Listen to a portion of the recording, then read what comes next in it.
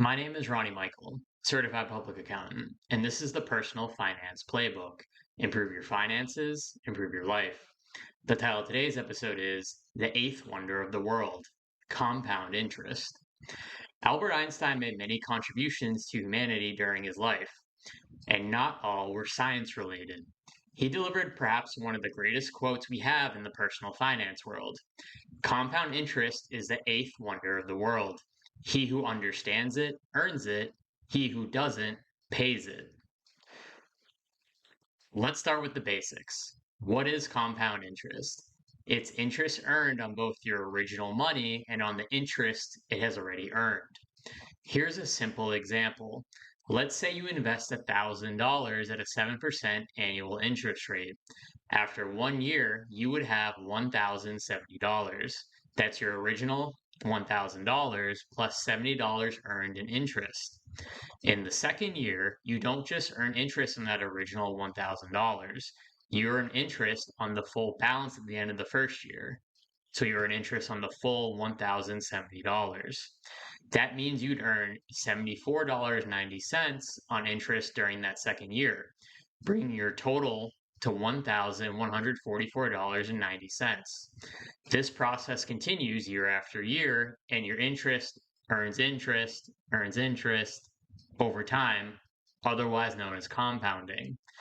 Now, this might not seem like much in the first few years, but over time, this growth becomes exponential.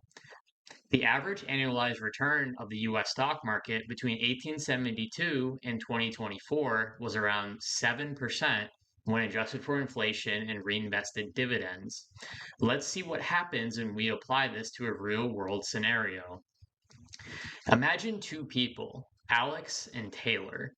Both want to retire at age 65 with $1 million. Alex starts investing $400 per month at age 25, while Taylor waits until age 35 to start investing the same $400 per month. Assuming the 7% average annualized return, here's what happens. Alex invests for 40 years, contributing a total of $192,000. At age 65, he will have $989,000. Taylor invests for only 30 years, contributing a total of $144,000. At age 65, she will have $468,000. Alex's 10-year head start results in Alex having over $500,000 more in retirement savings compared to Taylor, despite Alex investing only $48,000 more dollars out of pocket. This is the magic of compound interest over time. Unfortunately, the math behind the magic of compound interest is usually not very intuitive, but there's a handy shortcut called the rule of 782 that helps you to quickly estimate how long it will take your money to double. Simply divide 72 by your annual interest rate. For example, at a 6% annual return, your money doubles every 12 years. 72 divided by 6 is 12. At 9%, your money doubles every 8 years. This simple calculation reveals why even small differences in percentage points when it comes to investment returns matter significantly over the timeline of decades. Compound interest isn't always your friend, though. When it comes to debt, especially high interest debt like credit cards, compound interest works against you with devastating effect. Consider this. If you have a $1,000 credit card balance with a 25% APR and only make the minimum payment, let's say $40 a month, it would take you 3 years to pay off the debt, and you'd pay $437 in total interest, which is 44% of the original balance. Compound interest is why people feel trapped in a cycle they can't escape when it comes to things like credit card debt or student loans. So, what can you do to harness the magic of compound interest for good while avoiding the pitfalls? Here are 3 tips.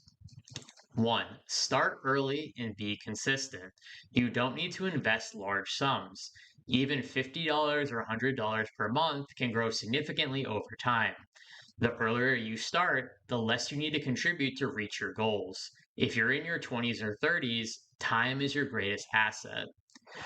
2. Automate your investments. Set up automatic transfers to your investment accounts right after you get paid. This pay yourself first mentality ensures you're consistently putting money to work for compound growth. 3. Attack high interest debt aggressively. Prioritize paying off debts with interest rates above 7 or 8%. The return you get from eliminating high interest debt is guaranteed and often higher than what you could reasonably expect from your investments. This is especially true when it comes to credit card debt. Remember, compound interest doesn't care about your intentions, it simply follows the math. It can work for you or against you, but it will always work.